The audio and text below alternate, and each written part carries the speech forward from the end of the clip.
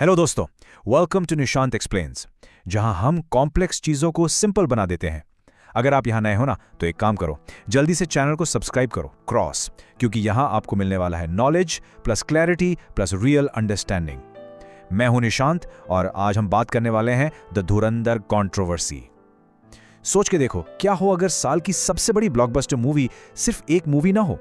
धुरंधर ने लाखों करोड़ों टिकट्स बेची, पर अपने पीछे कुछ बहुत ही अनकंफर्टेबल सवाल भी छोड़ गई।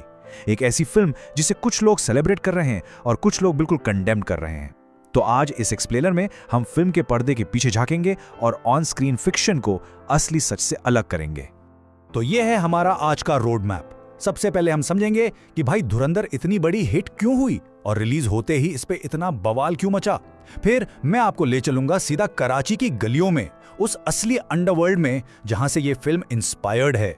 हम कैरेक्टर्स के पीछे की असली कहानियों को खोदेंगे और फिर उस सबसे बड़े सवाल का सामना करेंगे, क्या ये फिल्म सच में प्रोपेगेंडा है। और एंड में एक ऐसी वाइल्ड थियरी है जो इस मूवी को आज के सीक्रेट ऑपरेशन से जोड़ती है।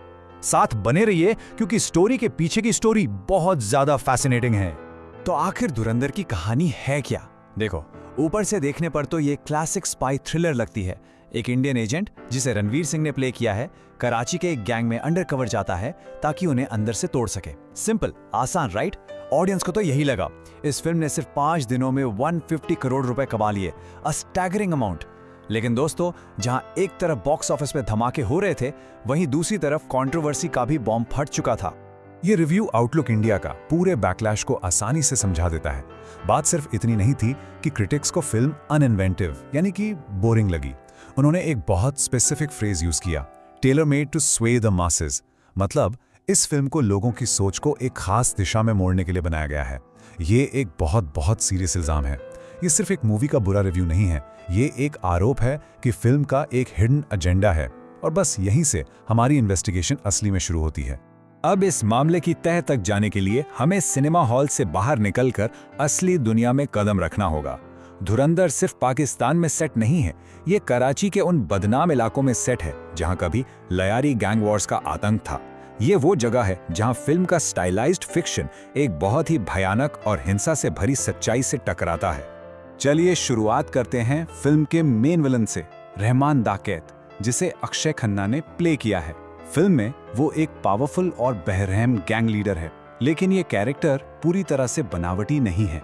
ये एक असली इंसान पर बेस्ड है जिसका नाम था सरदार अब्दुल रहमान बलोच। एक ऐसा आदमी जिसकी असली कहानी, सच बताऊं तो, फिल्म में दिखाए गए आतंक से कहीं ज्यादा डरावनी है। असली रहमान डकैत की सच्चाई सुनकर रोंगटे खड़े हो जाते हैं। वो सिर्फ एक गैंग नहीं चलाता था, वो कराची के एक हिस्से पर एक राजा की तरह राज करता था। उसने एक नो गो जोन बना रखा था जहां असली पुलिस की हिम्मत नहीं थी जाने की। उसकी क्रूरता, उसकी ब्रूटैलिटी बहुत बदनाम थी। कहा जाता है कि उसने सिर्फ 19 साल की उम्र में अपनी ही मां का कत्ल कर दिया था। और खबरें ऐसी भी हैं कि उसकी गैंग के लोग अपने दुश्मनों के कटे हुए सरों से फुटबॉल खेलते थे। ये सिर्फ ऑर्गेनाइज क्राइम नहीं था, ये खुले आम आतंक का राज था। जरूरी है कि हर बड़े विलन के सामने एक हीरो भी हो, और धुरंधर में वो हीरो भी एक असली इंसान पर बेस्ड है। एसपी चौधरी असलम खान, जिन्हें सिंघम ऑफ कराची के नाम से जाना जाता था, वो एक असली पुलिस ऑफिसर थे जो गैंग से सीधा टक्कर लेने के लिए मशहूर थे। और जैसा फिल्मों में होता है, बिल्कुल वैसा ही असलियत में हुआ।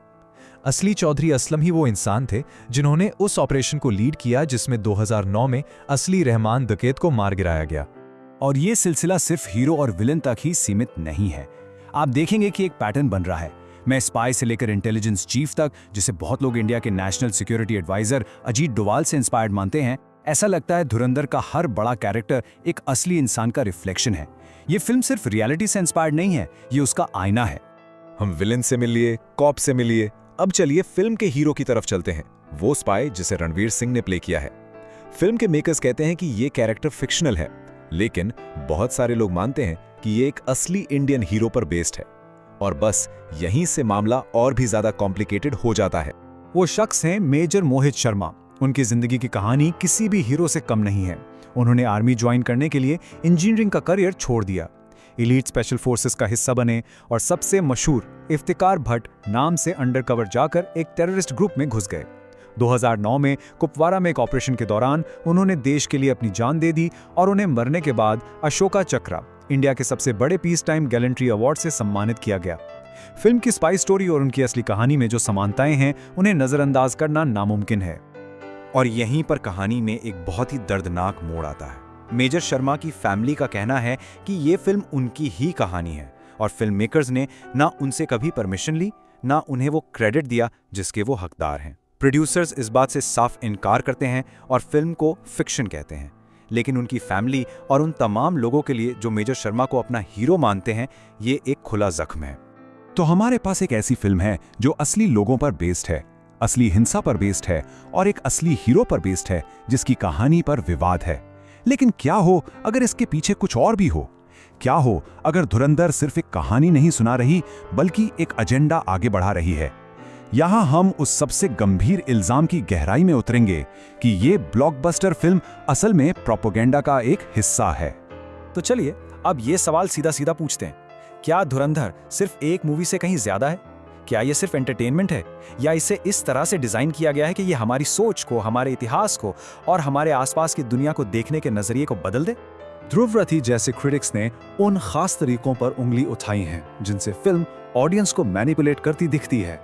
वो डॉग विस्लिंग की बात करते हैं, यानी ऐसी लैंग्वेज का इस्तेमाल करना जिससे हम वर्सेस वो की भावना पैदा हो।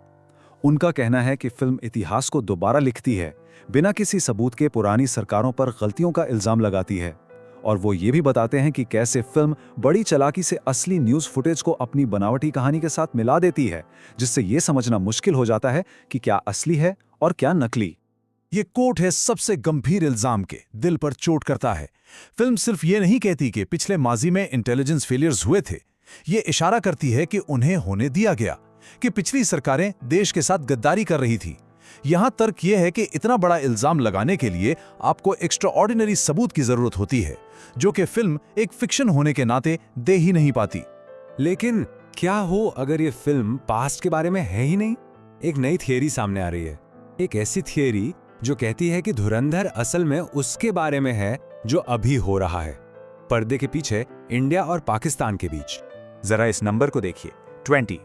द गार्डियन की एक इन्वेस्टिगेशन के मुताबिक 2020 से अब तक लगभग इतने लोग पाकिस्तान के अंदर मारे गए हैं जो इंडिया में टेररिज्म के लिए वांटेड थे। और ऑफिशियल स्टोरी हमेशा लगभग एक जैसी होती है, उन्हें अननोन गनमैन ने मार दिया जो मोटरसाइकिल पर आए और बिना कोई निशान छोड़े गायब हो गए। और फिर ये देखिए, अप्रैल 2024 में इंडिया के डिफेंस मिनिस्टर राजनाथ सिंह ने यह बहुत ही सीधा बयान दिया, अगर वो पाकिस्तान भागता है तो हम पाकिस्तान में घुसकर मारेंगे। इस बयान को बहुत से लोगों ने एक नई, ज्यादा अग्रेसिव फॉरेन पॉलिसी का एक तरह से ऑफिशियल कंफर्मेशन माना। और बस यहां आकर सारी कड़ियां जुड़ जाती हैं। फिल्म का प्लॉट, एक इंडियन एजेंट पाकिस्तान में टारगेट्स को मार रहा है, और असलियत क्या है? पाकिस्तान में वांटेड लोगों की एक के बाद एक हत्याएं। क्या ये सिर्फ एक इत्तेफाक है या फिर धुरंधर एक रियल वर्ल्ड स्ट्रैटेजी का सिनेमैटिक प्रीव्यू है जिसे देश की ऑडियंस के लिए बड़े पर्दे पर दिखाया जा रहा है?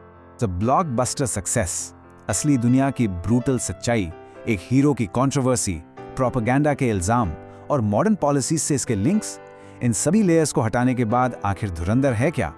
क्या ये सिर्फ एक फिल्म है, सच्चाई का एक रूप है, या लोगों को इन्फ्लुएंस करने का एक औजार? सच तो ये है कि धुरंधर एक क्रिकेट जैसा है। ये एक ब्लॉकबस्टर एक्शन फिल्म है, ये एक ट्रू क्राइम स्टोरी है, ये एक नेशनल हीरो को श्रद्धांजलि है, ये पॉलिटिकल प्रोपेगेंडा का एक हिस्सा है, और ये मॉडर्न फॉरेन पॉलिसी का आईना भी है। ये एक ही समय पर ये सब कुछ हो सकती है। आपको इनमें से क्या दिखता है, ये इस बात पर डिपेंड करता है कि आप खड़े कहां से देख रहे हैं। और ये हमें एक बहुत बड़े सवाल पर लाकर खड़ा कर देता है, एक ऐसा सवाल जो सिर्फ इस एक मूवी से कहीं आगे जाता है। जब कोई फिल्म एक सच्ची घटना पर आधारित होती है तो उसकी असली जिम्मेदारी क्या है? क्या उसका काम सिर्फ हमारा मनोरंजन करना है या सच बताना है? और तब क्या होता है जब ये दोनों मकसद एक दूसरे से टकराते हैं? यही वो सवाल है जो धुरंधर हम सब से पूछने पर मजबूर कर देती है।